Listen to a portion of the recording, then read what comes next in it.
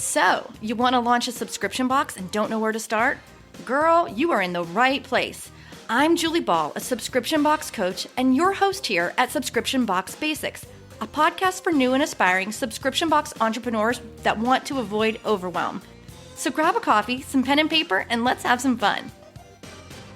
Hey, everybody, and welcome back to Subscription Box Basics. I'm Julie Ball, your host, and today I have a friend of mine that I've known for several years, and I know you're going to love her. Her name is Jaclyn Mellone, and she helps experts around the globe to help them exponentially grow their business by becoming the go-to authority in their space. She's a coach, a strategist, a keynote speaker, a mama, a guac lover, which I love that that's in your bio, Jaclyn. And she's host of the Go-To Gal podcast, as I mentioned. It is one of the top 60 marketing podcasts on iTunes.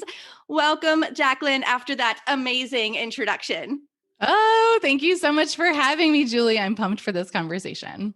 Awesome. I remember, this must have been a couple of years ago, we were at the Boss Mom retreat, and I remember being a little nervous to talk to you because I knew you were so successful.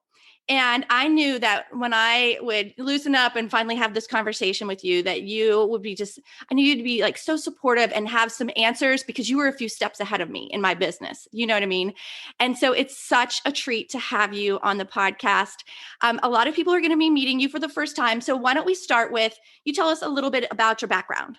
Sure. So where do we even begin? And I loved getting to meet you at that Boss Mom retreat or Boss Mom conference. I think it was back in 2017. I don't know. My memory, all these years blend together. Yes, I know. It was fun. I miss those in-person events. Oh, me too. Me too. Oh, so I started my business online in 2015, and it started with an Instagram account, a podcast, a $65 mic, which I still use that $65 mic. That's awesome. And very shortly after I started, I found out I was pregnant with baby number 2. And I really didn't know what the business was going to look like. I just knew I wanted to create something to help people and to use my different skill sets. I feel like this whole entrepreneurial journey has been such a personal development journey for me too. Mm-hmm. But it was interesting. The mindset struggles that I had then, that I still struggle with from time to time, right? I feel like we never outgrow mindset, right? It's one of these new level. But back then, I mean, I didn't even own my own name. Like I didn't even own JaclynMellone.com. I was, I say, like in the witness protection program. I'm like, I didn't want anyone to know what I was doing. I had so many ideas for businesses before and never really took them to that next step. And I'd had some businesses too that got started and didn't really go anywhere. So I think I was just so afraid of failing and of people seeing that or judging me or thinking, oh, she's trying to start something again, or who knows, right? And so I started a business that did not really have my name attached to it. And not that I was like but there was not really pictures of me on my Instagram account. It was a branded business. And I was able to grow community really quickly, but it was hard to sell. It was hard to convert. It was so hard to convert.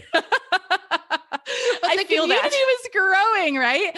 And it was interesting to me because as I was joining private communities to learn more about growing my business, and as my podcast was growing and people were starting to get to know me and my voice, right, through that, what I realized is people started tagging me as the go-to person for this or that. And at the time it was really Instagram, which I never sought out to be an expert at, but I was growing so quickly on Instagram, I started getting tagged for Instagram. And eventually I was like, I should probably charge these people if they're asking me for Instagram advice, right? So here I was trying to grow this like $29 a month membership that was going painfully slow.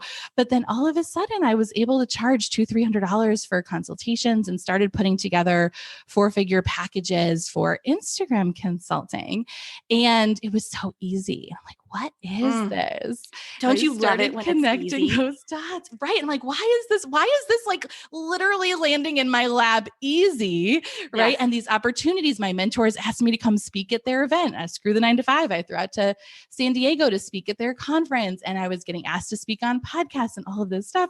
And over here, I'm like, but why won't people join this membership? Why is it not growing faster? And when I finally got that time away to connect those dots and see what's going on with, it was almost these two different businesses I was building in parallel. It was the branded business didn't have that person attached to it. And it wasn't that you can't build a business. It's not that all businesses have to be personal brands, right? But it's about making it feel personal and really being known for something. With the branded business, it was so broad. People didn't really even know what to go to me for, right? Where just me being me in a Facebook group talking about what I was doing with my business, people saw what was working for me and wanted to learn more from that. So over the years now, that was back in 2016 that I started putting all these pieces together. I realized when I started doubling down, quadrupling down on my strengths and making it really clear what I'm the go-to gal for. And then when my clients started doing this, things started getting easier and you started becoming that go-to person, which flips the tables, right? Because it's not about you going out there and finding people. It's those people starting to come to you. And it really comes down to just being clear about whether it's your business or your personal brand, what you're the go-to for. So beautifully said. And you're right, though. Like sometimes we don't know it, though. Like it could be right in our lap, like you said. And we are so busy with the hustle all the time or just doing all the tasks that we forget to sit back and reflect on like what's really working, what brings me joy, what's easy, what's difficult, all these things. And once you connect the dots, you might find that you need to make a pivot. And that can be tough too, because you think that your first idea might be a failure if you pivot to your second idea. And it's not like that. We're our own boss. When you're an entrepreneur, you get to call the shots. And if something doesn't feel right, you can change. So I'm really glad that we're going to have this conversation about like, what is authority? What makes you the go-to gal? And how can we translate that into the subscription box world where you can become the go-to box for your industry? And the way I think of it is when I am talking to other entrepreneurs and they're like, well, I love to hear it when someone says, oh, I love subscription boxes, but I'm just not sure which one is the best for me. And then I'll like, okay, well, what do you like? And when someone says something, and I can immediately refer a box of one of my students, for example, or if they're an entrepreneur and I'm like, yeah, it's Sparkle, Hustle, Grow. That's what you need. Like that's the goal, is to be the go-to box. And in my boot camp, I talk a lot about we want someone to come across your subscription box and know that was specifically made for me, right? So let's start with just authority. I know you have a lot of thoughts about this and like what makes you an authority on that? Like what makes you the go-to gal?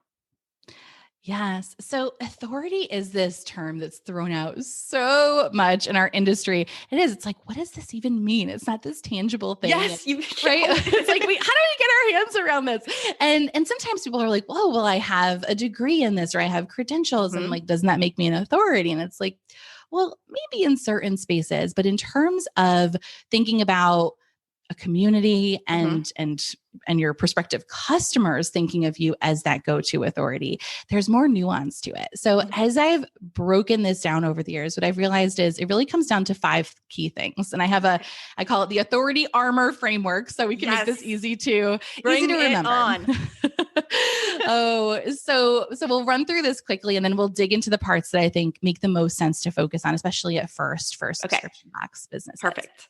So the A is building an authority brand. And that's really that clarity around what are you the go-to for, making it really clear. And it doesn't have to be the exact name of your business, but for my first business, right? So now it's Go-To Gal, I have the Go-To Gal podcast, but back then it was Chasing Dreams and Littles. But I remember. Yes. Right. It is such a cute name, but it was like, what is that? What does that mean? What's it about? And people would come to me for time management help. And I'm like, okay, like I have ADHD. Like I am not your gal for time management, but that was not clear anywhere in my branding or marketing. So really getting clear on what do you want to be the go-to for? And let's come back to, I wrote down what you want to be taggable for, because I think that there's a lot of power in that.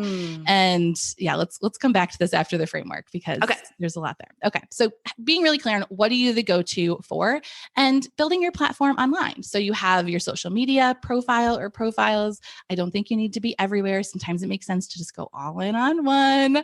A lot of times it makes sense to just go all in on one. Yes. And then eventually creating what I call an authority platform. medium. And so that could be a podcast, a YouTube channel, or a blog. Mm-hmm. And there's something about these platforms that are different than social media. I could say the same thing on my Instagram stories or in a post, but if I say it on my podcast, on your podcast, on a YouTube channel, or on a blog, it holds more weight. Okay. And it's this authority that's built into the platforms that people are consuming the content on. Mm-hmm. So eventually, I think it's great to layer in one of those authority platforms, if not more. Okay, so that is the authority brand. Then we go to the first R, which is the right offer in front of the right audience. And that's your box, right? It's what is your box and who is it for? Mm-hmm. As simple as that is, what does that look like? Why is someone going to get it? And who are you creating it for? And you have to be clear on that so that you can be clear in your marketing too. And that's at the beginning of your business, which a lot of our listeners are going to be at the very beginning of their business. It's so important to talk about this and think about this and get clarity on it before you launch, before you get out there. Because if you aren't clear, then how is your prospective customer going to be clear on, okay, what is this box?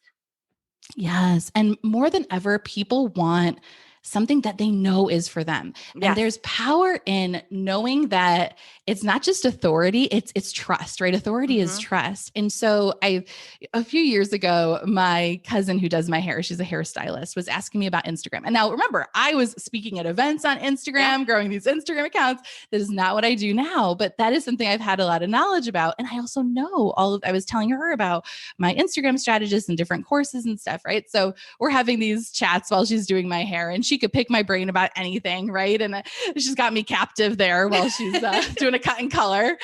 And I'm telling her all these different people to follow. And it was so interesting to me because 6 weeks later, I go back and she's like, oh, I ended up buying this Instagram course. And I was like, oh, is it from this person or this person? She was like, no, it was this person I never heard of, but they had an Instagram course for hairstylists. Perfect. And she was like, I saw those people had a lot of success, but I just wasn't sure if what they were teaching would apply to my business. Mm-hmm. And I'm like, that is it. That is what everyone is thinking right now. And so the more clear we are on who it is that this box is for, right? Whatever it is about, the more trust that person who's going to buy it is going to have that it's right for them. So niching down and that clarity builds that instant trust that, oh, this will work for me, or this will work for my kids, or this will work for whatever it is that they're buying it for, because that's inherently built into who it's for and what they're buying. That's the perfect illustration of it. In fact, I was binging on Instagram Reels the other day, and I saw that someone was selling a course for Instagram Reels for wedding planners. And I was like, oh, wow, like that is a very specific audience. How easy that would be to sell it. And listen, I mean, there's going to be outliers. There's going to be people that aren't in your exact target audience, they're maybe not the perfect person for your box, but there's always going to be outliers, and we can welcome them as well. But we can't try to please everyone outside of, who we're really targeting with our product and with, our solution that we're offering. Exactly. It's why those of you listening are listening to this podcast about subscription boxes, right? Because it's not just about building a business or a brand, but it's how do we do that for a subscription box, right? 100%. And Julie's able to bring something to that conversation that other podcasts can't because it's specific to you. So I love when we're able to make things meta, and it's like, yes, that's so meta. So meta, and like it's working. Like you are proof, you listening, is the fact that this works. Yes. Awesome. Oh, okay. I'm good. I'm glad we elaborated more on that. Okay. Yes. So going on to the M in Armor is mindset. You can have the best strategy in the world, but if you don't believe in yourself, if you don't believe in the strategy, if you don't believe that it's possible, you can only grow as far as your beliefs in that regard. Mm-hmm. And so the mindset is such an important piece in the beginning, in the middle, in the end, always. It's just like mindset is always there. And I think sometimes we're so strategy focused that we don't realize how much our own beliefs and our own, day-to-day mindset can hold us back. And sometimes it's really obvious. Sometimes we're just literally, paralyzed in indecision and can't move forward, or, whatever it is, or we're like frozen in our tracks. And other times it's more subtle, right? It's Mhm. those things that are keeping us playing safe and not following those little intuitive nudges to reach out and make that ask or to join that program or to go for that bigger opportunity. And when we hold ourselves back, whether it's those big leaps or those little ones over and over and over again, we're not really stepping into what we're fully potential of or what our business's potential is. Okay, so in other words, you have to believe that you are the go-to gal or the go-to box for those people you serve. For example, like I have to believe in myself that I am a good subscription box business coach, and I have to believe that I could stand on stage and talk about it. Or for my subscription box to translate it back into the product, I have to believe that what I provide in that pretty pink box every month is going to change the lives of female entrepreneurs. Right. So that's what you're talking about from the mindset perspective. Exactly. And taking it to the next level of that people are going to pay for it at the price you want to charge, right? And that people are and that going after certain opportunities, right? So whether it's media, that it's possible for your box to be featured in these amazing publicity roundup publications, just like Julie says, right? So to believe that that's possible for you, if you're like, okay, I know that my box will help people, but you don't think that you can charge a price that you can profit from, right? Or that it can reach the masses or that it can get those types of visibility opportunities. And listen, it takes time, like from the get-go. If you haven't created it yet, it might be hard to believe those things, right? So one step at a time. But yes, our mindset can so often get in the way.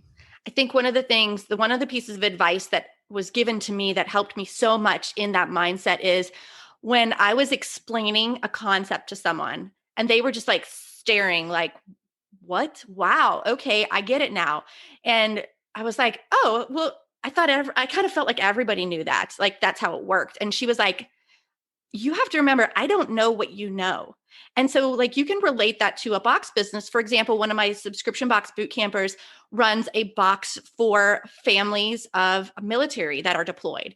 And like the experiences that they go through, I don't know what it's like during deployment. I don't know what it's like to count down, but you do as the box owner, like your concept, that's what you are really good at. And it might feel like second nature to you, but what you know, what you've experienced, other people, they might not have that as second nature. And so that's where you can be the authority in helping them through it with the solution that you offer in your box. Exactly. And as we grow, our mindset grows, right? It's having that belief to hire team members and to, right. And all of these different, to shift how maybe our own role in the business or the opportunities we're going after. I feel like there's so many times where, whether it's imposter syndrome or we feel like we're not good enough or self-sabotage, or even just things like I used to hold the belief that, oh, I don't want to have a 7-figure business because I don't want to work that much. And I had this belief that 7-figure business owners were working 80 hours a week and had all this stress and pressure and all this stuff. I had this belief, and that held me back from even setting goals at that level. Right? Not realizing, oh, as you grow, you can hire more help and you can actually work less if you want to, if not more, if you have systems in place, and that making more doesn't always equal and shouldn't equal working more or harder. Right. So same thing with the box business, at some point you might outsource that to a warehouse. So selling more boxes isn't going to bring that much more onto your shoulders because you're not fulfilling, packing and shipping the boxes anymore. Someone else is doing it for you. Exactly. Okay. So that is mindset. And then we go to the O, which is OPP, other people's platforms. Nice. So this could be partnering with other companies or brands and doing cross promotion. This could be doing an IG live together, or it could be publicity or guest blogging or anything like that. It's any time when you're able to leverage someone else's platform that they've curated, right? They have put together an audience that might be entirely made up of your ideal clients. Maybe a portion of them are your ideal customers, but they have this existing audience and you are getting put in front of them. Now, there's power in that for two reasons. One is audience growth, right? So you can grow your own audience through ads or organically or word of mouth. But this other way, you're going in front of audiences that exist, right? So there's this big opportunity to grow your own audience through that. But there's another layer to it too that I think is important to point out, and that is the built-in authority piece with it. Because sometimes our community needs to hear it from, I say, someone other than mom. Yes. Right? So it's one thing for you to be like, listen, like I'm the mom, I'm the boss, but it's another thing for for another company, especially who is already seen as an authority to their own audience, to introduce you in your box as that go-to box, as that go-to authority. Yes. And this podcasts fall into this category, right? So every guest that comes onto this show, Julie is saying, like, this person's an expert. You're not going to be like, but are they really, Julie?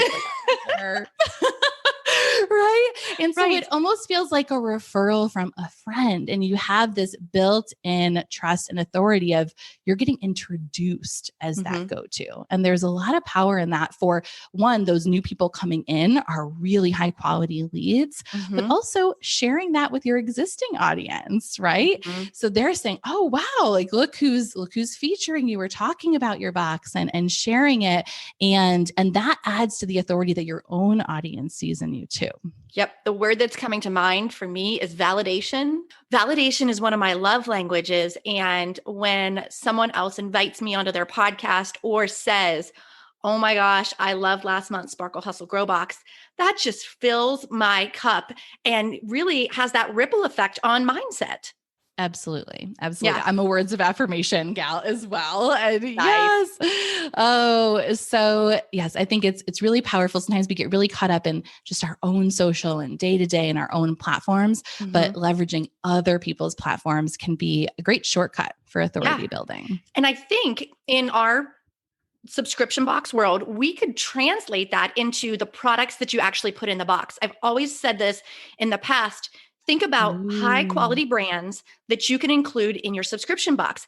Then when you're featuring them, you're automatically aligning with that amazing brand. Quick example, it was a couple of years ago, we featured an Erin Condren product.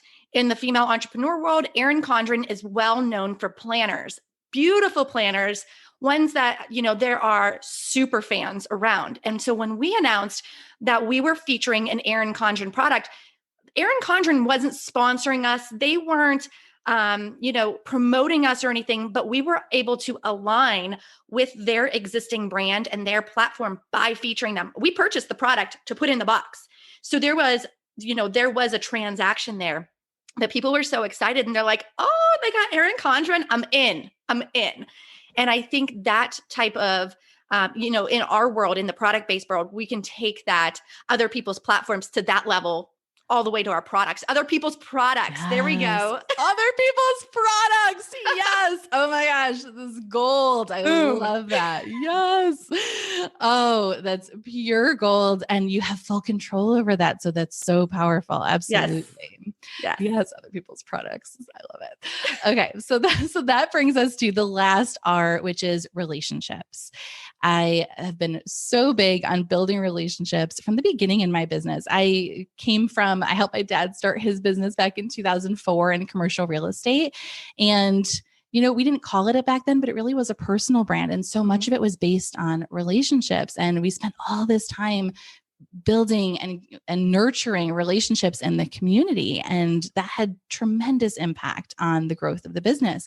So when I started my business, it was like, oh, let's do Zoom chats. And everyone's like, why do you want to talk to me? It wasn't but by building those relationships early on and continuing to throughout my business, that has been such a game changer in every aspect of my business. One, just for my own mental health and just having friends in this space and going through it, but also for business opportunities and things that have come from that and doors that have opened that I didn't even know that existed because of those relationships. So as much as we're building businesses that can be automated and systematized and grown online and all this stuff, I think it's really important to keep that relationship element in there in some way, shape, or form.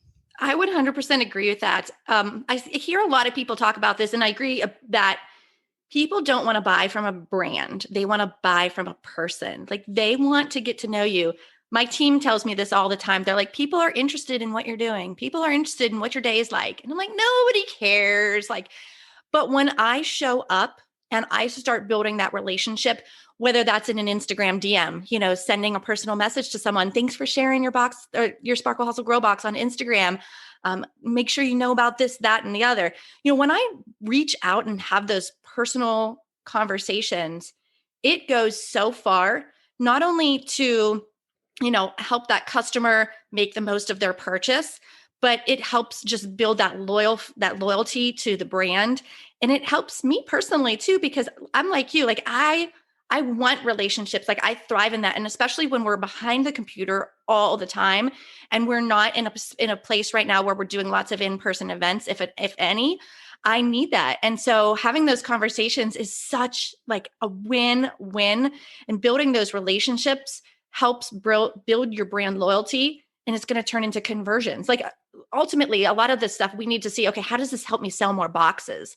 And so those relationships go so far and have that ripple effect and help you get out of just talking to your own network. It helps you get to the next degree and the next degree. So I 100% agree with that with the relationships are so important. Yes. And I love that you highlighted it's with your customers and community too, because they're the ones that are going to tell their friends and their neighbors, or maybe they have a contact that is a journalist somewhere that's going to write about you. I mean, that's how things happen. Right. Yep. So yes, you never know. And it's so worth it to be putting that time into the relationship building. Yeah. Okay. So that's your framework. So we understand all these pieces that go into it. And I think it's worth just having a quick conversation about, like, why is it even important to do that? For me, what I was just saying is, how does this ultimately end up in a conversion? All those things make that sale much easier. When someone else has referred you, when you have authority from being featured somewhere, and then someone gets to your website, they're already warmed up, and it just makes the sale that much easier. Would you agree? Absolutely. The whole idea with all of this is that it's all these elements that are working together, and it's not an on-off switch. So this is something that you can start right from the beginning of your business and start building.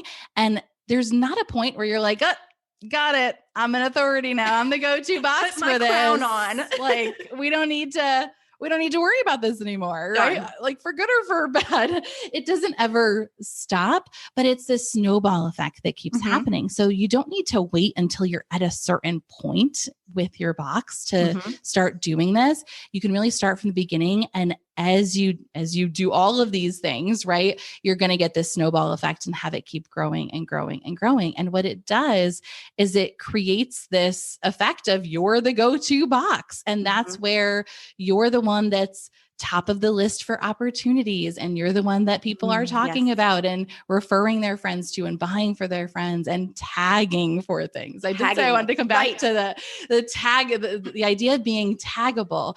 But yes, the idea is that you start to shift this tide. And when people start coming to you and doing that marketing for you, right? Creating those opportunities for you, that's really when you get this exponential growth as well.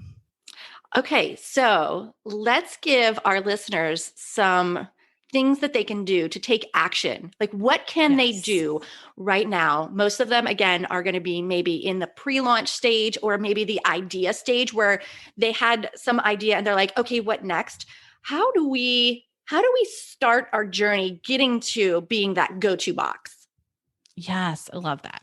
So when it comes to being taggable, one, you want to be clear on who are you the go-to box for, right? And why are they buying your box?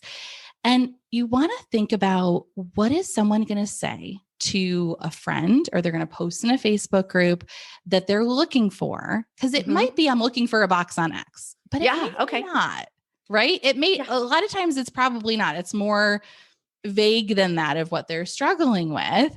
And so sometimes what you want to be taggable for is not the obvious piece. I'll say I'm trying to apply this to boxes in my head here, but let's say you have a box on that helps with parenting, right? And so could you have a box that helps parents be better parents? And so, okay, like that's our box. That's what we want to be the go-to box for.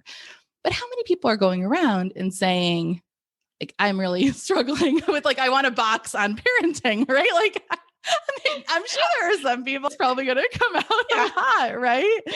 But if you can narrow it, and there's probably a lot of things that your box can help with under that umbrella of parenting. But if you can get specific to what is someone struggling with or really wanting, that's going to be that one point where they're going to start looking for help, right? And so with parenting, it could be temper tantrums.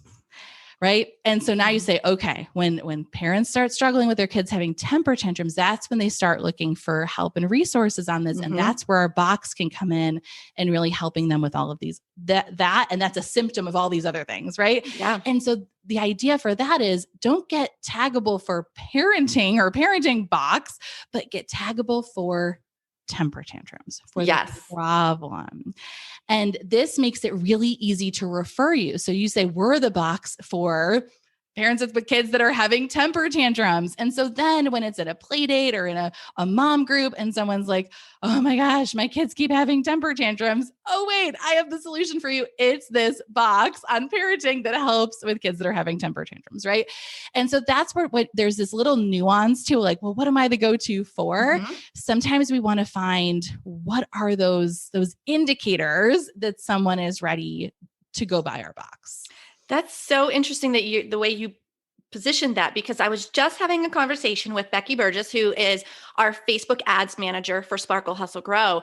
And she voxed me and said, real quick, tell me 3 solutions that you provide to your customers. Just like she was trying to get me to shoot from the hip, like, give me something quick.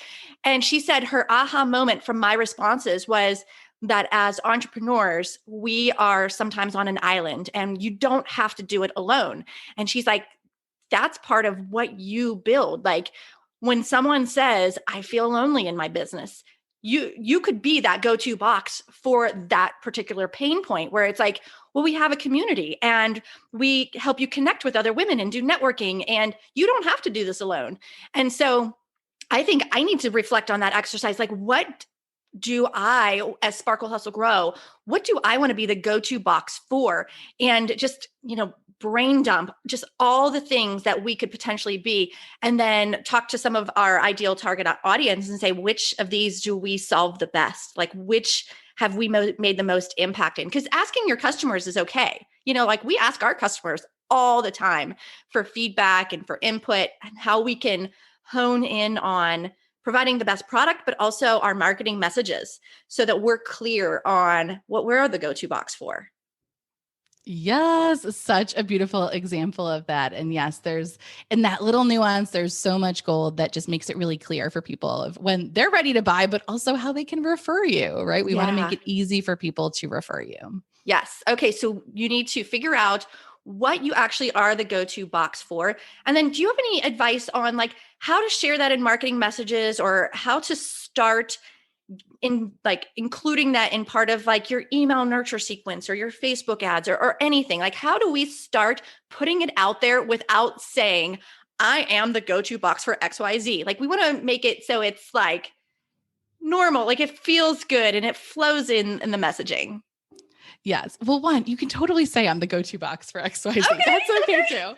So that's sometimes we have to be that obvious, right? Okay. But also what that does is it allows you to start creating content that is specific to that problem. So now you're inviting people in. There's different stages of customer awareness, right? So you're starting to capture the attention of your community when they're at that stage where they're aware that they're having a problem with, we'll go on this like temper tantrums, right? Yep.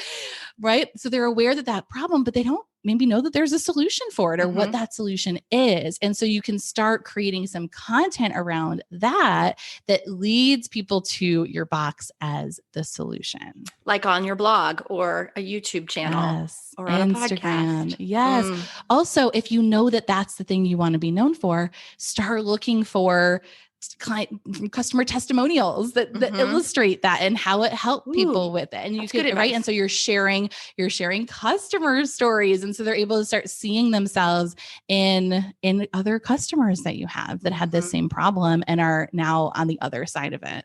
That is really, really good advice. And you know what I just thought of as you were talking through this is we used to actually say this in our marketing. Maybe I need to bring this back. We said it without saying it. We said, this is the subscription box female entrepreneurs can't stop talking about. It's basically saying we are the go-to box for female entrepreneurs. So maybe I should bring that messaging back.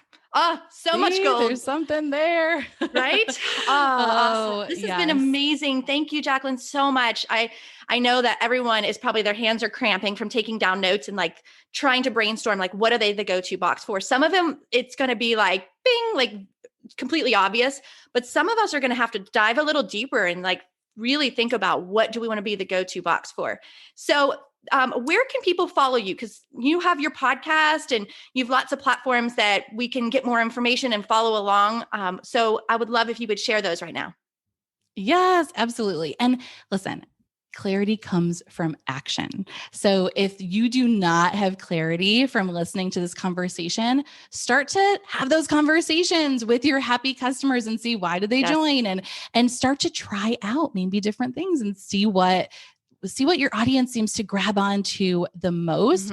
Don't spend 6 months thinking of the perfect thing to be taggable for, right? You could do different videos or posts and see, oh, which one had the most engagement? Maybe that's the thing we want to lean more into. So business is all an experiment, right? So imperfectly show up and try it. And we're all on this journey together.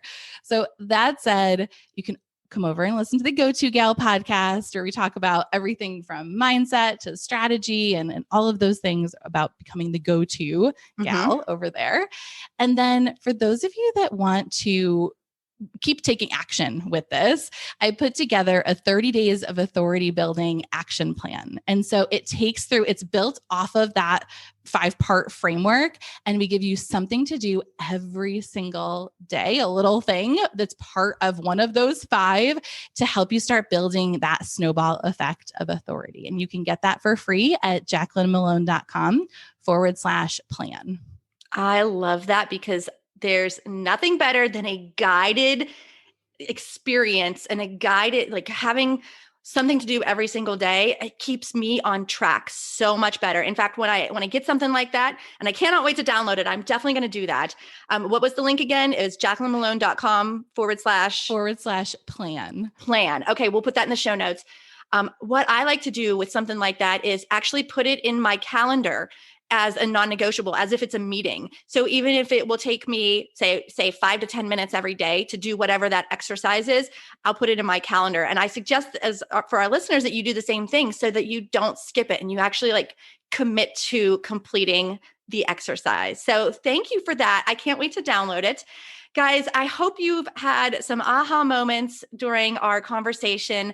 I feel like I personally did. I'm a lifelong learner. And Jaclyn, thank you so much again for joining and sharing your knowledge on becoming the go-to gal, or in our case, the go-to box. Yes. I'm a lifelong learner too. And this has been so much fun. Thank you for having me. Awesome. All right, guys, thanks for listening as always. And I'll see you in the next episode.